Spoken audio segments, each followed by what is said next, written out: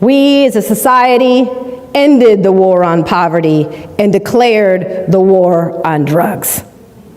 Black men found themselves suddenly disposable, no longer necessary to the functioning of the U.S. economy, precisely at the same moment that a backlash was brewing against the civil rights movement, a backlash that made it convenient for politicians to demonize black men as criminals, as shiftless, as unwilling to work.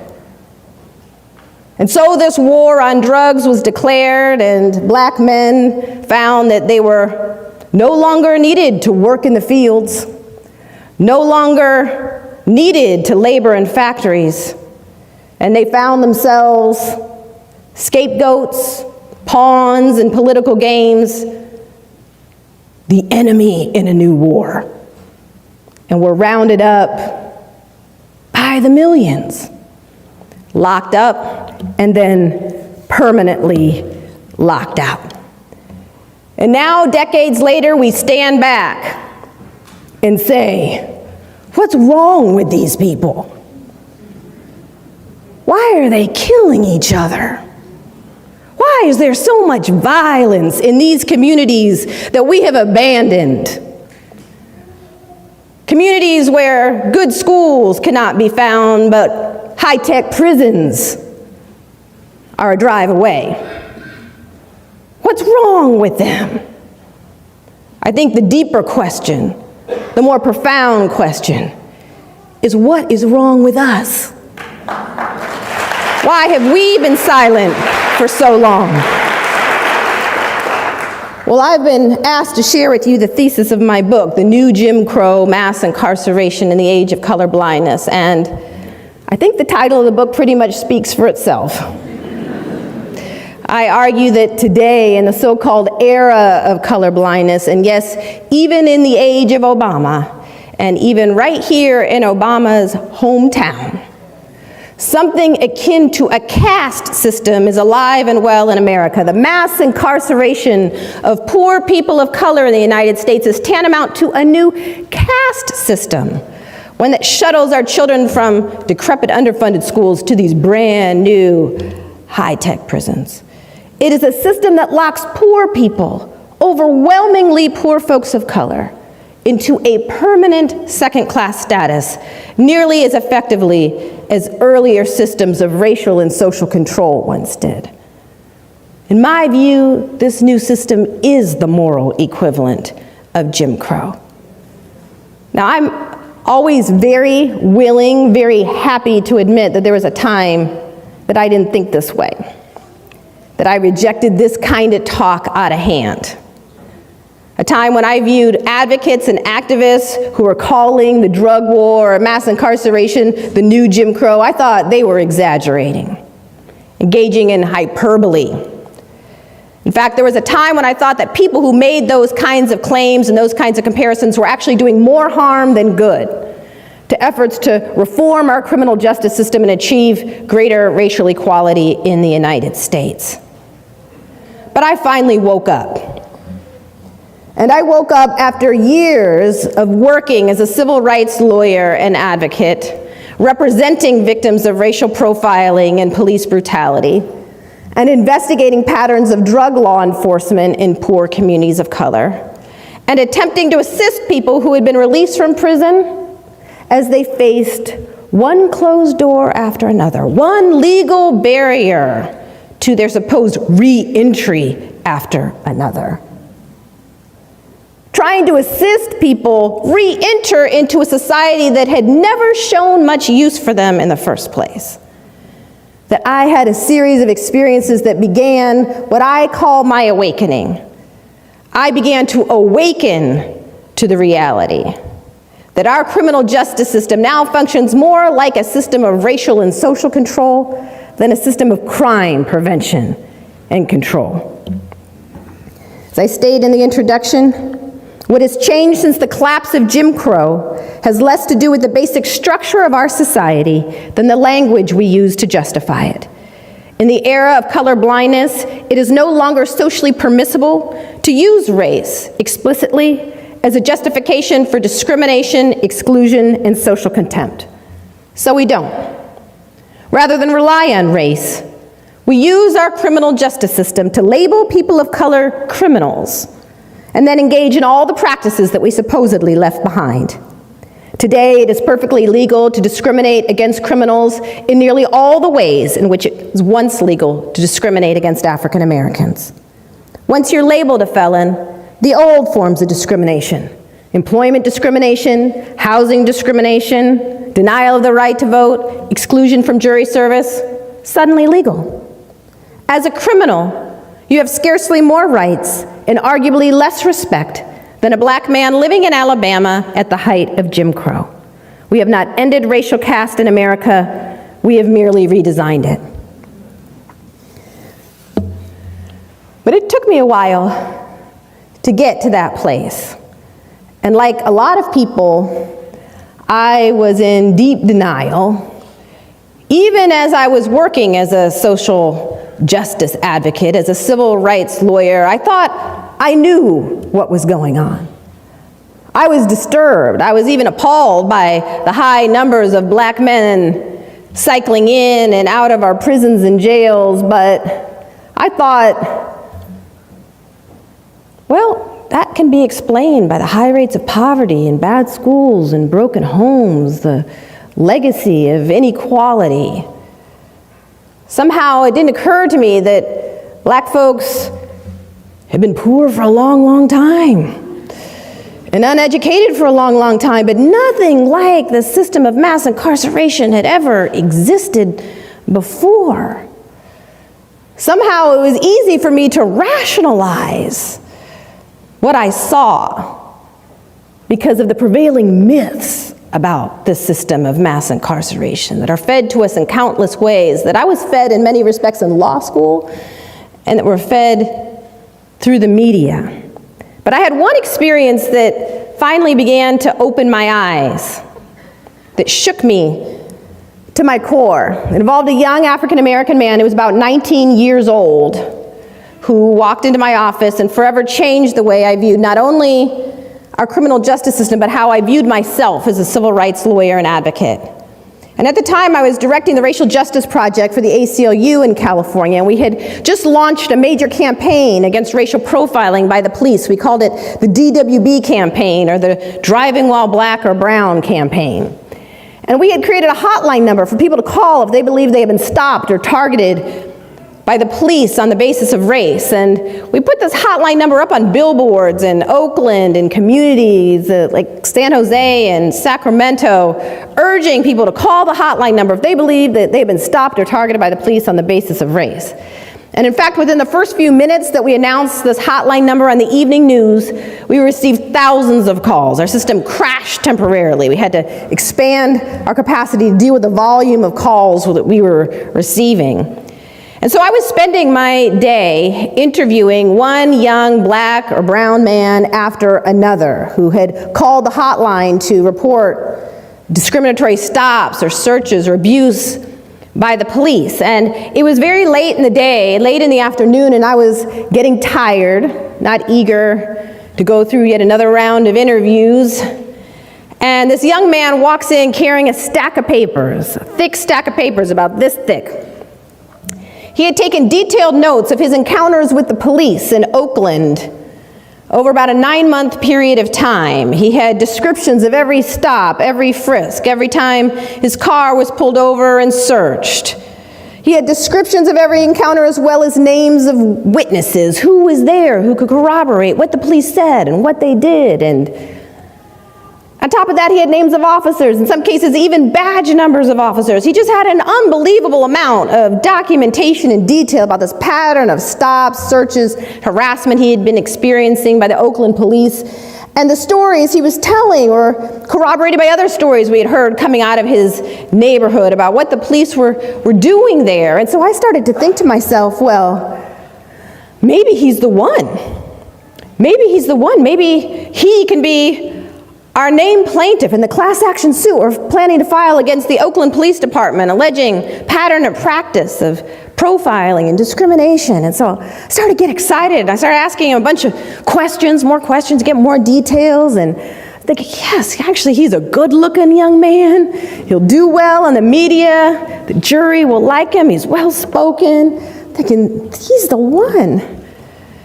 And then he said something that made me pause. And I said, what did you say?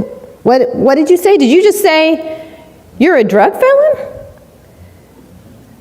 We had actually been screening people with felony records. When people would call our hotline number, we would send a form to them to fill out, asking them a bunch of questions about their experiences with the police, including, have you ever been convicted of a felony?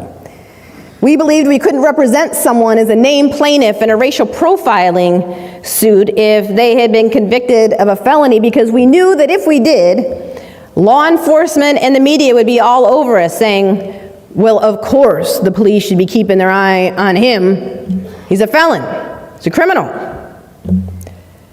And we knew that we wouldn't be able to put someone with a felony record on the stand as a named plaintiff in a racial profiling case without them being cross-examined for an hour in front of the jury about their prior criminal history, thus distracting the jury's attention away from the law enforcement conduct and turning it into a trial about young man's prior criminal past. And so we had been screening people with prior criminal records, and he had not marked it on his form, checked the metaphorical box. And so I'm sitting there looking at him saying, did you just say you're a drug felon? And he gets quiet and he says, finally, yeah. I'm a drug felon, but let me tell you what happened to me. Let me tell you what happened. Police planted drugs on me. They set up me and my friend. They beat us up. They framed us. He starts telling me this long story about how he'd been framed by the police, and the police planted drugs on them, beat them up, and I'm just saying, oh, I'm sorry. I am sorry. I'm not going to be able to represent you if you have a felony record. And I tried to explain to him why that was the case and how I could understand that why it would seem unfair or wrong. He keeps trying to give me more information, more details. Now he's giving me the names of those officers, their badge numbers, who can corroborate that story. And I am sorry. I am not going to be able to represent you. Then he starts insisting upon his innocence. I'm innocent. I'm telling you, I just took the deal. I just took the plea deal because they told me if I just took the deal that I could just walk. I wouldn't have to do a day in prison. If I just took the deal, I just get felony probation. That's it. It would just be felony probation, and that's it. I was innocent, but I didn't want to do the time. I was scared of going to prison. I just took the deal, but I'm telling you, I didn't do it. I'm telling you the truth. So I am sorry. I cannot represent you. And then he becomes enraged, and he says to me, you're no better than the police. You're no better than the police. The minute I tell you I'm a felon, you just stop listening. You just can't even hear what I have to say. He says, what's to become of me? What's to become of me? He says, I can't get a job anywhere because of my felony record. Anywhere. He said, I can't even get housing. So I can't even get access to public housing because of my drug felony. Where am I supposed to sleep? He says, I sleep in my grandma's basement at night because nowhere else will take me in. He said, how am I supposed to take care of myself as a man? He said, I can't even get food stamps. I can't even get food stamps to feed myself. What's to become of me? He says, good luck finding one young black man in my neighborhood they haven't gotten to yet. They've gotten to us all already. And he snatches all those papers up, all those notes, and just starts ripping them up into tiny little pieces. He's throwing them in the air. It's just snow and white paper in my office. And he walks out yelling at me, you're no better than the police. I can't believe I trusted you. Well, several months after that, I'm doing a public access television show that was broadcasting live out of his neighborhood. I was doing public access TV because we were trying to organize several thousand people to get on buses and go to the state capitol to protest the governor's refusal to sign racial profiling legislation. And so we had been holding town hall meetings up and down the state, been doing a big media campaign. And it was just a couple of days before the demonstration, and I was doing public access TV in his neighborhood trying to urge people to get on the bus and go to the demonstration. Well, immediately after that show goes off the air, it was broadcasting live, the minute it goes off the air, he comes bursting into the studio carrying this dirty potted plant. And he comes rushing up to me, and he's emotional, on the verge of tears, and he comes rushing up to me, and he thrusts this plant in my arms, and he says, "I'm just here to tell you I'm sorry. Just here to tell you I'm sorry. I've been seeing you on the news. I've been seeing you out there trying to fight for our people, trying to do the right thing, and I shouldn't have treated you like that. I shouldn't have spoken to you like that. So I would have bought you some flowers, but I still don't have any money, so I snatched this plant off my grandma's front porch." Here. Hands it to me. And then he turns around and takes off. He goes running out of the building. And I go chasing after him. He jumps into this broke down car and disappears. Well, several months after that, I'm in my office. I open up the newspaper. And what's on the front page? The Oakland Riders police scandal is broken. Turns out that a gang of police officers, otherwise known as a drug task force, had been planting drugs on suspects, beating folks up in his neighborhood. And who's identified as the main officer, one of the main officers charged with planting drugs on suspects and beating folks up? Well, it was the officer that he had identified to me as planting drugs on him and beat up him and his friend. And it really was only then, I'm embarrassed to say, that it was really only then that the light bulb finally started to go on for me. And I thought to myself, he's right about me. I am no better than the police. The minute he told me he was a felon, I just stopped listening. I couldn't even hear what he had to say. And that was the beginning of me asking myself some hard questions of myself as a civil rights lawyer and advocate. How am I actually replicating the very forms of discrimination, marginalization, and exclusion I'm supposedly fighting against? And I also started asking some questions about the system itself. Why was it that we hadn't been able to find a single black man from his neighborhood they hadn't gotten to yet?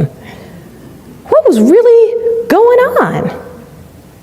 And that was the beginning of my journey of asking myself and others a lot of hard questions, doing an enormous amount of research, and listening more carefully to the stories of those cycling in and out of our prison system.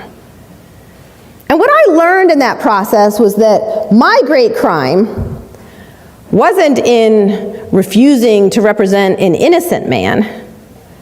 My great crime was in imagining that there was some path to racial justice that did not include those we view as guilty. And I also learned some facts that blew my mind. I learned there are more African American adults under correctional control today, in prison or jail, on probation or parole, than were enslaved in 1850, a decade before the Civil War began. I learned that as of 2004, more black men were disenfranchised than in 1870, the year the 15th Amendment was ratified, prohibiting laws that explicitly deny the right to vote on the basis of race. Now, of course, during the Jim Crow era, poll taxes and literacy tests operated to keep black folks from the polls. Well, today, in some states, felon disenfranchisement laws accomplish what poll taxes and literacy tests ultimately could not. A black child born today has less of a chance of being raised by both parents than a black child born during slavery. And this is due in no small part to the mass incarceration of black men. The first article to appear in the mainstream press, I believe, about this was in The Economist magazine, entitled "How the Mass Incarceration of Black Men Harms Black Women." And in the article, it was explained that the majority of black women in the United States, including about 70% of black professional women, are unmarried, and that this is due largely to the mass incarceration of black men, which takes them out of the dating pool at the years they would be most likely to commit to a partner or to a family. But what's worse is that by branding them criminals and felons at early ages, often before they're even old enough to vote, they're rendered permanently unemployable in the legal job market for the most part, virtually guaranteeing that most will cycle in and out of prison, sometimes for the rest of their lives. Now, this isn't a phenomenon that affects just some small segment of the African American community. No, to the contrary, in major urban areas in the United States today, more than half of working-age African American men now have criminal records and are thus subject to legalized discrimination for the rest of their lives. It was reported a number of years ago that here in Chicago, right here in Chicago, if you take into account prisoners, if you actually count them as people, and of course, prisoners are excluded from poverty statistics and unemployment data, thus masking the severity of racial inequality in the United States. But if you actually count prisoners as people in the Chicago area, nearly 80% of working-age African American men have criminal records and are thus subject to legalized discrimination for the rest of their lives. These men are part of a growing undercaste, not class caste, a group of people defined largely by race, relegated to a permanent second-class status by law. Now, I find that today, when I tell people that I now finally believe that mass incarceration is like a new Jim Crow, a new caste-like system, people react with this shocked disbelief. They say, "How can you say that? How can you say that? Our criminal justice system isn't a system of racial control, it's a system of crime control. And if black people just stop running around committing so many crimes, we wouldn't have to worry about being locked up and then stripped of their basic civil and human rights." But therein lies the greatest myth about mass incarceration. Namely, that it's been driven simply by crime and crime rates. It's just not true. Our prison population quintupled within a 30-year period of time. Not doubled or tripled, but quintupled within a 30-year period of time. We went from a prison population of roughly 300,000 to we're now have an incarcerated population of well over 2 million, the highest rate of incarceration in the world. But this can't be explained simply by crime or crime rates. During that 30-year period of time when our incarceration rates quintupled, crime rates in the United States fluctuated. They went up, they went down, they went back up again, went down again. And today, as bad as crime rates are in places like Chicago, nationally, crime rates are at historical lows. But incarceration rates have consistently soared. Most criminologists and sociologists today will acknowledge that crime rates and incarceration rates in the United States have moved independently of one another. Incarceration rates, especially black incarceration rates, have soared regardless of whether crime is going up or down in any given community or the nation as a whole. So what explains the sudden explosion in incarceration rates, the birth of a prison system unprecedented in world history, if not simply crime and crime rates? Well, the answer is the war on drugs and the Get Tough movement, that wave of punitiveness that washed over the United States. Drug convictions alone, just drug convictions alone, accounted for about 2/3 of the increase in the federal prison system and more than half of the increase in the state prison system between 1985 and 2000, the period of our prison system's most dramatic expansion. Drug convictions have increased more than 1,000% since the drug war began. I mean, to get a sense of how large a contribution the drug war has made to mass incarceration, consider this. There are more people in prisons and jails today just for drug offenses than were incarcerated for all reasons in 1980. Now, most Americans violate drug laws in their lifetime. Most do. You don't have to raise your hand. But the enemy in this war has been racially defined. Not by accident, this drug war has been waged almost exclusively in poor communities of color. Even though studies have consistently shown now for decades that, contrary to popular belief, people of color are no more likely to use or sell illegal drugs than whites. That's right, or sell. Now that defies our basic racial stereotypes about who a drug dealer is. If you picture a drug dealer in your mind, who do you see? There was actually a study conducted on this subject in the mid-1990s, a national survey. People were asked, close your eyes and picture in your mind a drug criminal. More than 95% of respondents pictured an African American. Less than 5% pictured someone of any other race or ethnicity. So when Americans think of drug crime and drug criminals, they typically think of black folks. But the reality is that people of all races and ethnicities use and sell drugs. In fact, where significant differences in the data appear, some studies suggest that white youth are more likely to engage in illegal drug dealing than black youth. Drug markets are fairly segregated by race. Black folks tend to sell to blacks, whites tend to sell to each other. Drug markets are even segregated by class. University students sell to each other. Right? Drug dealing happens in all communities of all colors. But those who do time for drug crime are overwhelmingly black and brown. In some states like Illinois, 80 to 90% of all drug offenders sent to prison have been one race, African American. Now, I know that many people, when they actually see the disparities, see the data, will say, yeah, that's a shame.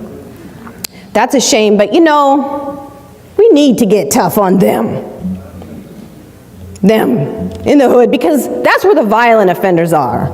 That's where the drug kingpins are. We need a war on them. In fact, in my experience, many people seem to imagine that the war on drugs was declared in response to the emergence of crack cocaine in inner city communities and the related violence. In fact, for a long time, I believed that, but it's just not true. The current drug war was declared by President Ronald Reagan in 1982, before crack began to ravage inner city communities and spawn a wave of violence. President Richard Nixon was the first to coin the term a war on drugs, but President Ronald Reagan turned that rhetorical war into a literal one, and at the time he declared his drug war, drug crime was actually on the decline, not on the rise. And less than 3% of the American population even identified drugs as the nation's most pressing concern. So why declare an all-out war on drugs when drug crime is actually declining, not on the rise, and the American public isn't too much concerned about it at the moment? Well, the answer is, from the outset, the war on drugs had relatively little to do with genuine concern about drug addiction or the harms of drug abuse, and much to do with politics, racial politics. Numerous historians and political scientists have now documented that the war on drugs was part of a grand Republican Party strategy known as the Southern Strategy of using racially coded get tough appeals on issues of crime and welfare to appeal to poor and working class whites, particularly in the South, who are anxious about, resentful of, fearful of many of the gains of African Americans in the civil rights movement. Now, I think, to be fair, we have to acknowledge that poor and working class whites really had their world rocked by the civil rights movement. You know, wealthy whites could send their kids to private schools, give their kids all of the advantages that wealth has to offer. But poor and working class whites, many of whom were themselves struggling for survival, many of whom in the South were themselves illiterate, they faced a social demotion. It was their kids that might get bused across town to go to a school that they believed was inferior. It was their kids and themselves who were suddenly forced to compete on equal terms for limited jobs with this whole new group of people they've been taught their whole lives to believe were inferior to them. And then, to make matters worse from their perspective, Affirmative action programs created the perception that black folks were now leapfrogging over them, on their way to Stanford, Yale, Harvard, University of Chicago, and off to corporate America. And this state of affairs created an enormous amount of fear, anger, resentment, anxiety, but it also created an enormous political opportunity. Pollsters and political strategists found that thinly veiled promises to get tough on them, a group not so subtly defined by race, could be enormously successful in persuading poor and working class whites to defect from the Democratic New Deal coalition and join the Republican Party in droves. It was part of the effort to flip the South from blue to red with coded racial rhetoric on getting tough on crime and welfare. In the words of H.R. Haldeman, President Richard Nixon's former chief of staff, he described the strategy this way, quote, "The whole problem is really the blacks. The key is to devise a system that recognizes this while not appearing to." Well, they did. And a couple years after the drug war was announced, crack began to ravage inner city communities. And the Reagan administration seized on this development, actually hiring staff whose job it was to publicize inner city crack babies, crack dealers, the so-called crack whores, and crack-related violence. Many people in here may be too young to remember that there was a time when our television sets were saturated with news about crack babies and crack dealers and images of black men in handcuffs and orange jumpsuits in courtrooms as communities were swept and raided. The demon drug crack hit the news. And as drug crime and blackness became conflated in the media, a wave of punitiveness swept over the United States. Legislators started passing harsh mandatory minimum sentences for minor drug crime, sentences harsher than murderers receive in many other Western democracies. And soon, Democrats began competing with Republicans to prove they could be even tougher on them than their Republican counterparts. And so it was President Bill Clinton who escalated the drug war far beyond what his Republican predecessors even dreamed possible. And it was the Clinton administration that championed the laws banning drug offenders from federal financial aid for schooling upon release, banning drug offenders and people with criminal records from public housing. It was the Clinton administration that championed the federal law denying food stamps to people with drug felonies. To a large extent, so many of the rules, laws, policies, and practices that constitute the basic architecture of this new caste system were championed by a Democratic administration desperate to win back those so-called white swing voters, folks who had defected from the Democratic Party in the wake of the civil rights movement. But of course, there were more than a few black politicians and black voices that were saying, get tough too. The crack epidemic in particular had created violence that was spinning out of control. And fear was sweeping many communities about what this drug was doing. And one thing that has become abundantly clear to poor communities of color is that if you ask for good schools, you aren't likely to get them. If you ask for jobs or economic investment, you won't get that either. But what we've learned is that the one thing poor folks of color can ask for and get are police and prisons. But it seems we got more than we bargained for. For now here we are, decades later, with millions of people cycling in and out of prison, trapped in a perpetual undercast.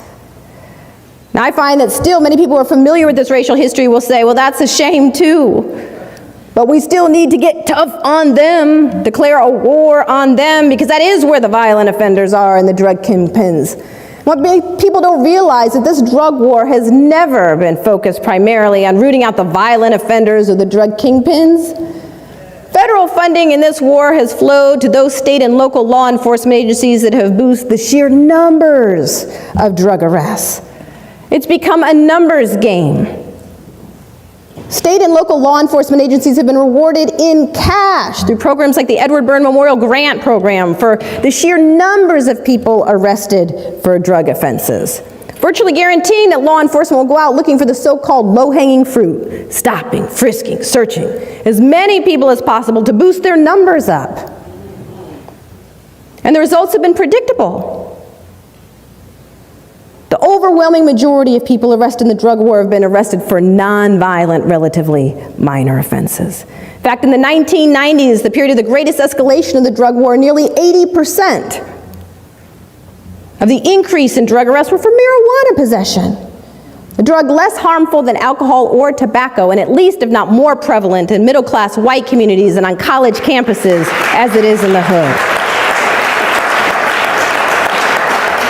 But by waging this drug war almost exclusively in the hood, we've managed to create a vast new racial undercast in an astonishingly short period of time. Now, where has the U.S. Supreme Court been in all of this? Well, far from resisting the rise of mass incarceration, the U.S. Supreme Court has eviscerated Fourth Amendment protections against unreasonable searches and seizures. The U.S. Supreme Court has granted the police license to stop, frisk, search just about anyone, anywhere, as long as they get consent. And what is consent? Well, consent is when a police officer walks up to a young man, the officer has one hand on his gun and says, "Son, will you put your arms up in the air so I can frisk you, see if you got anything on you?" The kid says, "Uh-huh."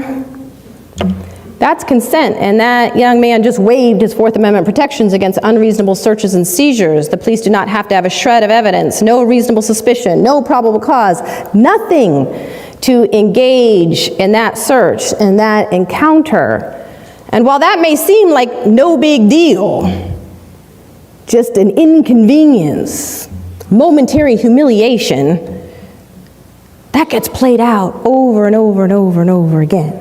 The New York Police Department reported that in 1 year alone, they stopped and frisked more than 600,000 people. In 1 year alone, overwhelmingly black and brown men.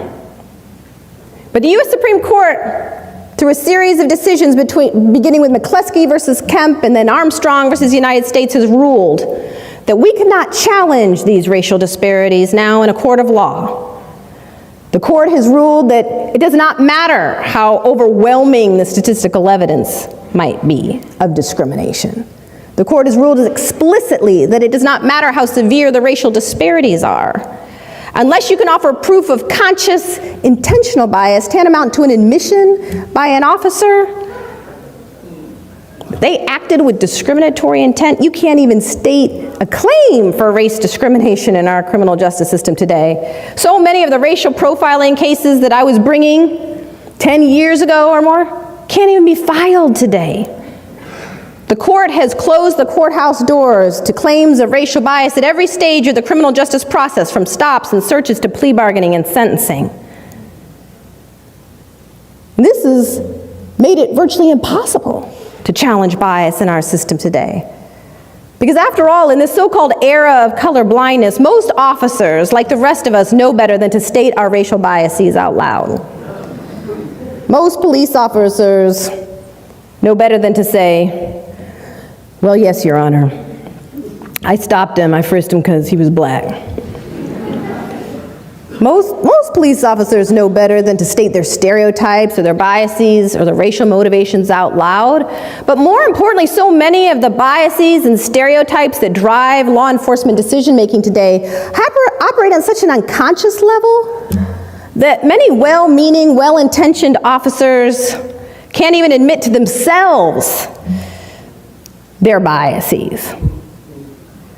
A well-meaning officer trying to do right, do his job, sees a group of young black kids walking down the street, their pants are sagging a bit. Officers thinks to himself, "I'm going to jump out, frisk them, see if they got anything on them." Thinking they're doing their job. Same officers see a group of young white kids walking down the street in their neighborhood, it would never occur to them to jump out, frisk them, have them lion spread eagle, up against the wall.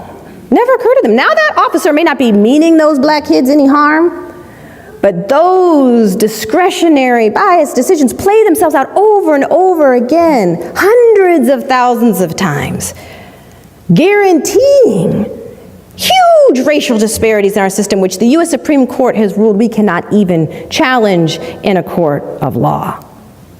But of course, being swept into this system with little hope of challenging the bias that got you there is only just the beginning of the odyssey for so many, because once you're branded a criminal or felon, you're ushered into a parallel social universe in which many of the basic civil and human rights, supposedly won in the civil rights movement, no longer apply to you. Discrimination is legal, countless aspects of your daily life. For the rest of your life, you've got to check that box on employment applications asking, have you ever been convicted of a felony? It doesn't matter how long that felony may have happened ago. It doesn't matter if it was weeks, years, decades ago. For the rest of your life, you've got to check that box knowing your application is likely going straight to the trash. Many people say, oh, you're making excuses for people. You're making excuses. I mean, when you get out of prison, it may be hard, it may be tough, but if you really apply yourself, you just hustle, get out there, look for a job. You can find a good job. I mean, you could get a job at McDonald's or something. Well, getting a job at McDonald's is no easy feat if you have a felony record. And in so many of the communities to which people who are branded felonies return, there are no jobs to be found in McDonald's or elsewhere. And some people say to me, well, people could start their own businesses or something, become entrepreneurs. I said, well, most people coming out of prison don't have a whole lot of money to invest in a new business, but even if they did, hundreds of professional licenses are off limits to people who have been branded felons. In my state, in Ohio, you can't even get a license to be a barber if you've been convicted of a felony. Housing discrimination, perfectly legal. Public housing may be off limits to you. Private landlords routinely discriminate against people with criminal records. As I mentioned, under federal law, you're deemed ineligible for food stamps for the rest of your life if you've been convicted of a drug felony. Fortunately, many states have opted out of this federal ban on food stamps, but it remains the case that thousands of people can't even get food stamps to survive because they were once caught with drugs. What are folks released from prison expected to do? You're released from prison, can't get a job, you're barred from housing, even food stamps. Food may be off limits to you. What do we expect them to do? Well, apparently what we expect them to do is to pay hundreds or thousands of dollars in fees, fines, court costs, accumulated back child support, which continues to accrue while you're in prison. And then in a growing number of states, you're expected to actually pay back the cost of your imprisonment. And if that isn't enough, well, get this. If you're one of the lucky few, the very few, who actually manages to get a job out of prison, straight out of prison, up to 100% of your wages can be garnished to pay back all those fees, fines, court costs, accumulated back child support. What are folks expected to do? I say, when we step back and take a look at this system as a whole, what does it seem designed to do? Seems designed, in my view, to send folks right back to prison, which is what in fact happens the vast majority of the time. About 70% of people released from prison return within a few years, and the majority of those who return in some states do so in a matter of months, because the challenges associated with mere survival on the outside are so immense. Now, most of the types of crimes that land people back in prison following their release are crimes of survival, or even less. Infractions on their parole or probation. Failure to pee in the cup, to meet with your probation officer on schedule, that can land you back in prison. Or crimes of survival like theft, shoplifting, passing bad checks, or crimes of despair like drug addiction and drug abuse. But of course, some people released from prison also commit crimes of violence. Now, we claim to care a whole lot about violence, and yet we have created a system which virtually guarantees that millions of people will be unable to work, will be locked out of the legal economy, that will be set adrift. We create masses of jobless people stuck in a perpetual undercast. And nowhere is that more obvious than right here in Chicago. Chicago has been ground zero in the drug war. It was recently reported that more than 70% of all criminal cases in Chicago involve a Class D felony drug possession charge, the lowest level felony. To put the situation here in Chicago in some perspective, and to put the violence here in Chicago in some perspective, consider this. The parents of the young men who are members of gangs today, the parents of those young men were themselves targets of the drug war in the 1980s and into the 1990s. In 1999, only 992 black men received a bachelor's degree from Illinois state universities, while roughly 7,000 black men were released from state prison that year just for drug offenses alone. They are the parents of the young men who now find themselves trapped in the undercast, too often venting their rage and frustration on one another. A 50-year-old African-American man told me recently a story about when he was in prison. He was in federal prison. He had been sentenced to 18 years for a crack offense. And when he left home, he had young sons. And just as he was preparing for release for his federal prison term, his sons began to join him behind bars. And it wasn't just his sons, but the neighbors' sons. All the boys on the block were coming in too. The generational cycle had begun as father and son found themselves trapped, cycling in and out of the system. Now we have millions of people trapped in the system. Estimated more than 60 million people with criminal records in the United States today. Cycling in and out. What do we do? Where do we go from here? Now, my own view is that if we're serious about ending this, if we're serious about dismantling mass incarceration, indeed dismantling this entire caste-like system that views people as disposable, if we're serious about this, nothing less than a major social movement will do. And if you're tempted to believe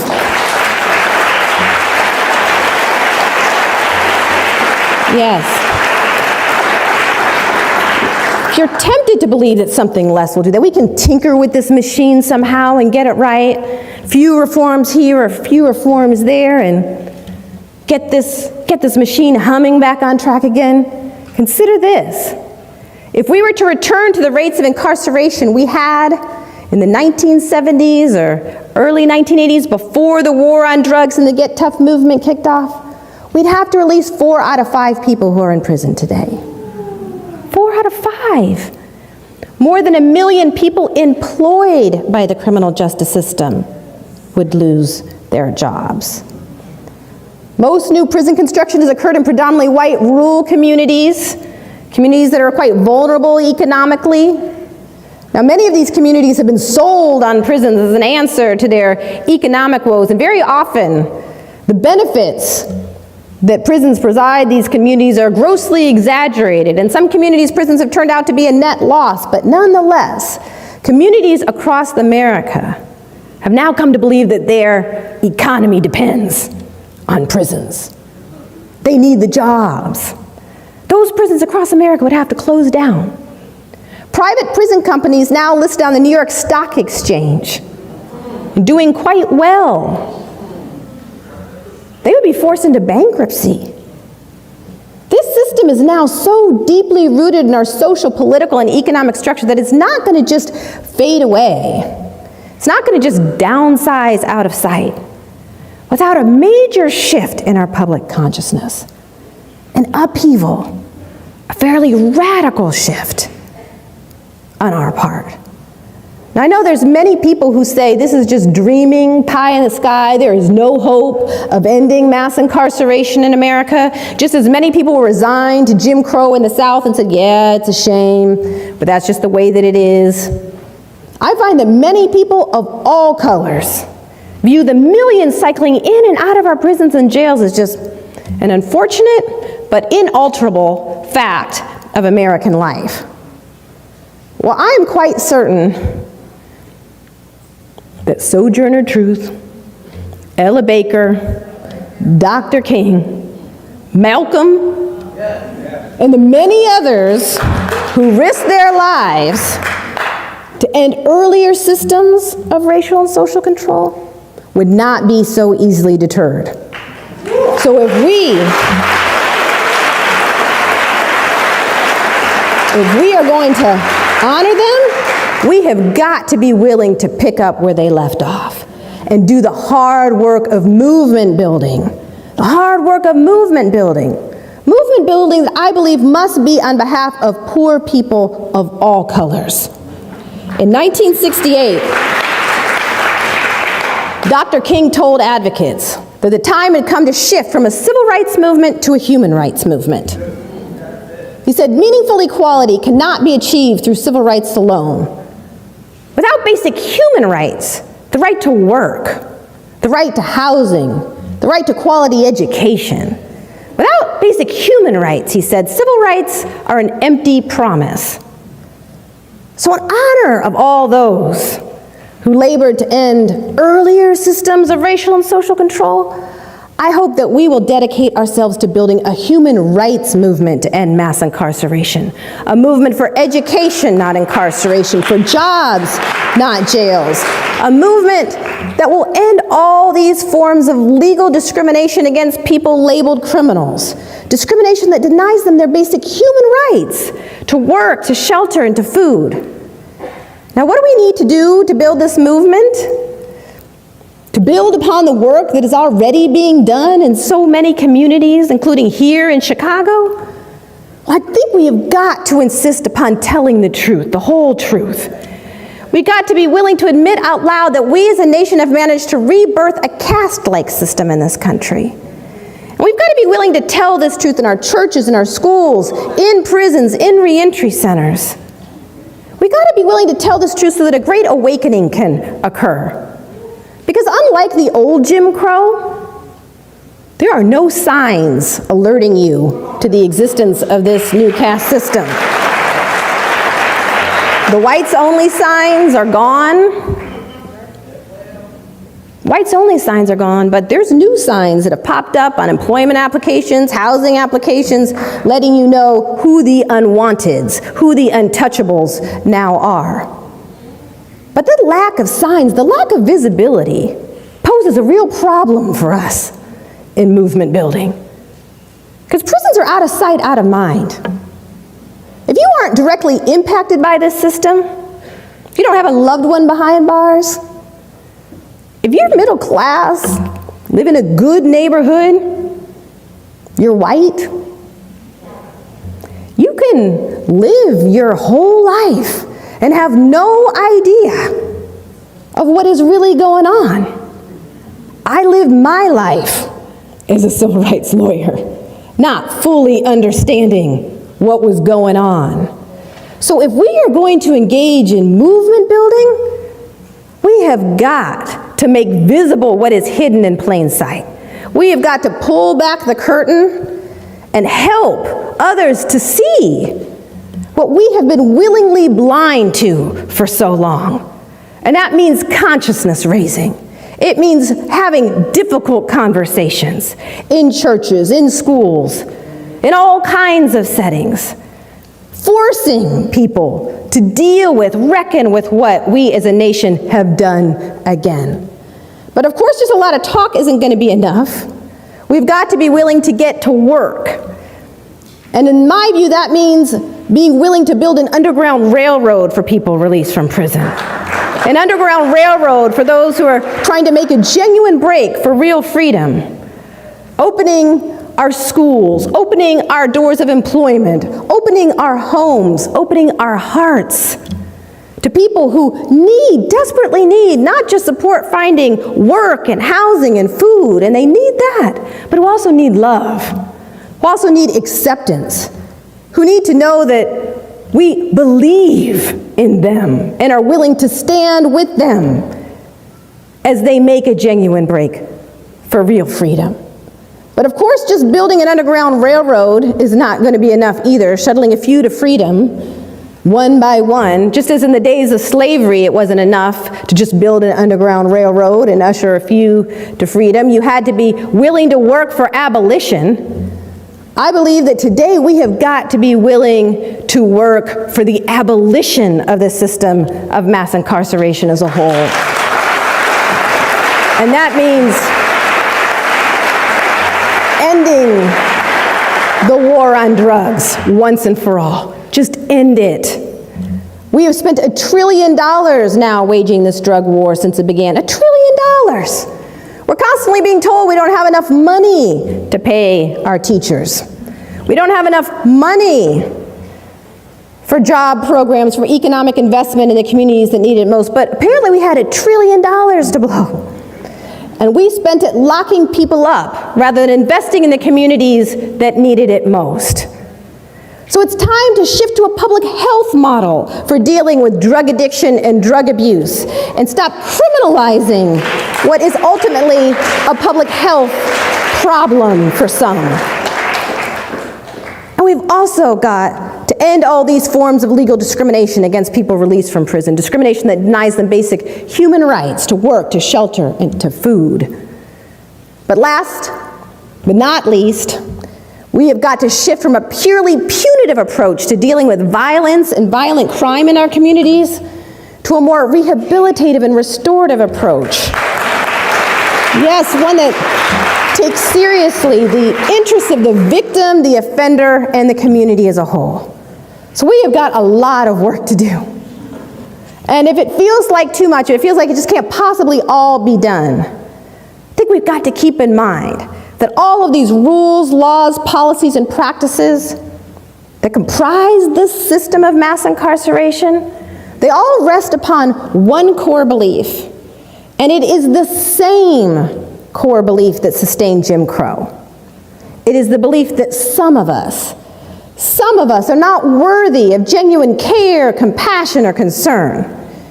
And when we effectively challenge that core belief, all of this begins to fall like dominoes. A multiracial, multi-ethnic human rights movement must be born, one that takes seriously the dignity and humanity of all people. And it's got to be multiracial and multi-ethnic. Because although this war on drugs was clearly born with black folks in mind, it is a war that has destroyed the lives of people and communities of all colors. And the same racially divisive get tough politics and rhetoric that helped to birth this drug war is now leading to another prison building boom, this time aimed at suspected illegal immigrants. So we have got to connect these dots and build a multiracial, multi-ethnic movement on behalf of all of us. But before this movement can truly get underway, I believe a great awakening is required. We have got to collectively awaken from this colorblind slumber that we've been in to the realities of race in America. And we've got to be willing to embrace those labeled criminals. Not necessarily all their behavior, but them, their humanness. For it has been the refusal and failure to recognize the dignity and humanity of all people that has been the sturdy foundation of every caste system that has ever existed in the United States or anywhere else in the world. It's our task, I firmly believe, to end not just the war on drugs, not just mass incarceration, not just any one policy or practice, but to end this history and cycle of creating caste-like systems in America. Thank you so much for having me tonight, and I'm happy to take any questions. Thank you. Hi guys, welcome back to my channel. My name is Furaha. If you're joining us for the first time, if you have never been to this channel before, never seen this face before, never had any encounters with us before, thank you so much for stopping by, and thank you for making the time to watch this video, and especially watching the video to this point.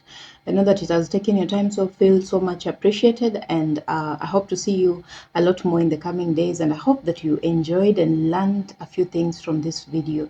So guys, on today's video, you have watched what this brilliant lady is talking about, and her ideas on what the US government is and what it's doing to black people, and all manner of things that people do, sometimes knowingly, sometimes not knowingly, but for the most part, I tend to think that the people that are in leadership are actually doing a lot of these things, while very much aware of what that would do to black people, what that would impact black people. And it is a whole system, when you try to think of it, and try to not remove yourself from the environment, you definitely realize that it's a whole system that they're trying, and they keep teaching, generations after generations to do these things, such that even when they grow old and they are gone, they already have people that they have trained to take up that responsibility and do the things that they want them to do, things that put the lives of black people down, things that make black people look as if they are directionless, as if they do not understand what life is supposed to be, stuff like that.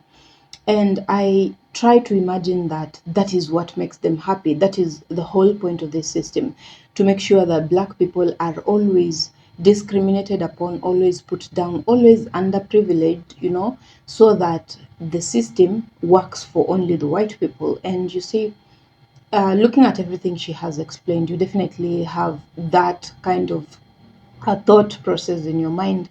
And I would like to know what you have gathered from this video, watching her explain everything she has explained, and her ideas as a black woman, and the things she has seen, and the brainwash that she actually talked about.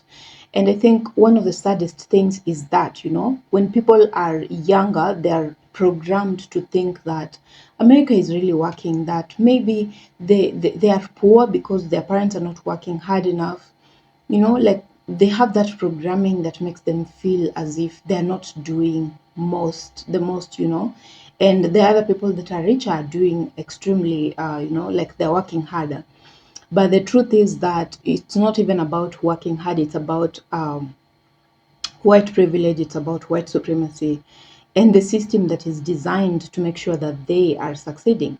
Now, that is not the same case for black people, because black people have to work extremely hard. They have to work like 10 times more than a white person for them to get access to the things that a white person has access to freely, So, growing up as a child, you hear people demonizing the system. You hear people talking about the government being very unfair, and you do not understand. You think sometimes that maybe these people are being very insensitive, that they are being overly reactive, they are being, very sensitive to things, sometimes insensitive, But then when you grow and when you immerse yourself into deep thinking, when you immerse yourselves in reading about history, trying to understand who you are, where you came from, and all these things, you find out that everything that these people have been complaining about, the activists, the human rights movement, all those things, they all now start to make sense. And you realize that they have been doing that for a good reason. And if anything, maybe they have been doing less than should be, because the atrocities that these people have done to black people deserves more than what is happening, there's a lot of people that have been doing that, when you're talking about the times of Malcolm X, the times of all those other legends, yeah. But for it to be where it is right now, it needed more people to fight harder. Yeah, more people needed to be. We should have been having more names, more legendary names to be talking about here, because all those things that white people have done to black people, they're too, they're just too much. You don't want to imagine. And while you grow up and read history and understand things and how they happen, understand systems, you definitely find out that the black people have complained, but they have complained little. They have not complained enough, because all these things that are happening to them, all these systems that have been put in place to make sure that they don't succeed, like that is literally someone playing with your life, someone cutting short your dreams, someone just, by a mere snap of a finger deciding your fate. And that should not be the case. You should have been given an opportunity to fight at life. You should have been given a better opportunity to become wherever you wanted to be, because you have the potential. But these people have worked so hard to stop you, to cut it short, to make sure that you never have even the chance, the slightest of chances to achieve those things that you have so much wanted to achieve. Now, guys, let me know what you think about this video. Let me know what you think about this brilliant lady and what she has discussed over there. This has been a long video, and yeah, I know you must have grasped a thing or two, and I'd like to know what that is about. And let's engage in the comment section. Let's know what you think, and people will respond to you and let us know also what they think about your view.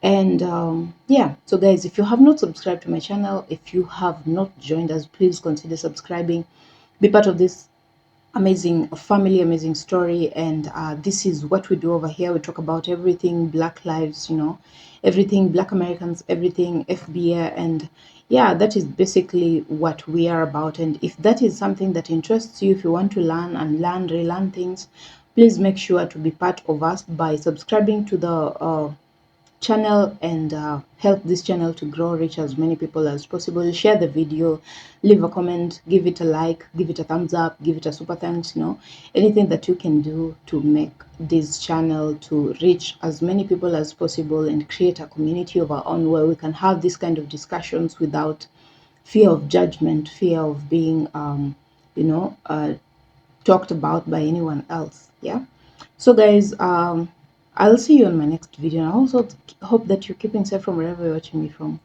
Good morning, good afternoon, good evening. I'll see you on my next one. Bye for now.